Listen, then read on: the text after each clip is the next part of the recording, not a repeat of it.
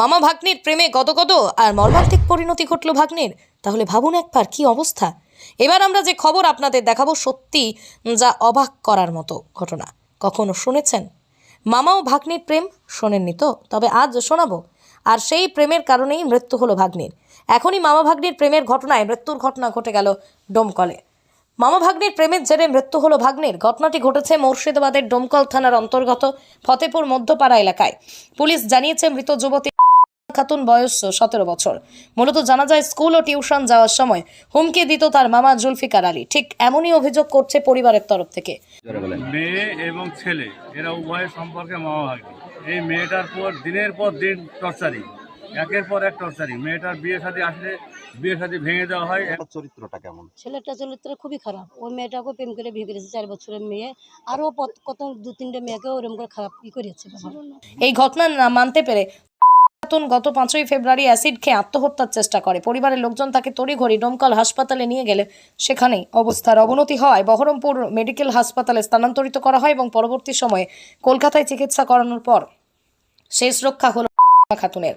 অবশেষে মৃত্যু তার পিছু ছাড়ল না। এই নিয়ে ব্যাপক চাঞ্চল্য ছড়িয়েছে ফতেপুর এলাকায়। জুলফিকার আলীর স্ত্রী সন্তান থাকা অবস্থায় বারংবার মেয়েদেরকে টিজিং করতেই থাকে বলে অভিযোগ পরিবারের। জুলফিকার আলীর যেন কঠোরতম শাস্তি হয় জানাচ্ছেন পরিবার। পুলিশ দেহ উদ্ধার করে ময়না তদন্তের জন্য পাঠিয়েছে হাসপাতালে। দেহ ময়না তদন্তের পর দেহ তুলে দেওয়া হয় পরিবারের সদস্যদের হাতে বলেই জানা গিয়েছে। এ বিষয়ে আপনাদের মতামত অবশ্যই কমেন্টে জানাবেন এবং শেয়ার করে সঙ্গে থাকবেন। ইব্রাহিম শেখের রিপোর্ট M.স্টোরি বাংলা। শুধু খবর নয়, সবার কথা সবার কাছে। একটু জোরে বলেন। মেয়ে এবং ছেলে এরা উভয়ের সম্পর্কে মামা ভাগ্নি। খেলার কিচ্ছু নেই এখানে। হ্যাঁ, তারপরে বাড়ি একই জায়গায় বাড়ি। হ্যাঁ, এই মেয়েটার দিনের পর দিন টর্চারিং, একের পর এক টর্চারিং। মেয়েটার বিয়ে শাদী আসলে বিয়ে শাদী ভেঙে দেওয়া হয় এবং বিয়ে একদিনকের জন্য বিয়ে একটা দেওয়া হয়েছিল, সে ভাত তো ছাড়িয়ে দিয়েছে এই ছেলের দৌলতে পড়ে। তারপরে বিগত 5 তারিখে বিশাল ঝামেলা, আমার ভাইয়ের বাড়িতে ঝামেলাটা হয়। সেটা আমি হয়তো জানতে পেরেছিলাম না, পরে জানতে পারলাম। আমার বাড়িতে মিল চলে, তো মিলের জন্য আমি জানতে পারিনি। তারপরে আপনার ওই ঝামেলা হওয়ার পরে নদীর ধারে ওদের ফোনে বেশ কিছু কথাবার্তা হয়। সেই ফোনে বহু কিছু রেকর্ডিং আছে, পাওয়া যাবে, এখনও সব কিছুই আছে।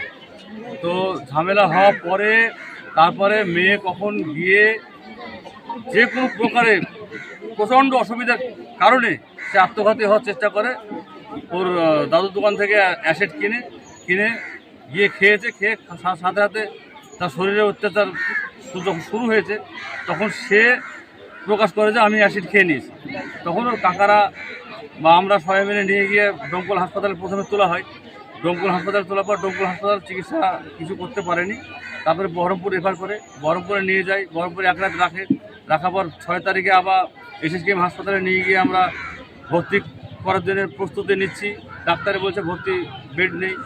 জিন, ঘরবন্ধ, প্রেমে ব্যর্থ, বশীকরণ, বিচ্ছেদ, চাকরি, বিবাহ, ব্যবসা সহ সমস্ত সমস্যা সমাধানের জন্য যোগাযোগ করুন জাকারিয়া সাহেবের তদবিরখানায়। যোগাযোগ নম্বর 9635448476।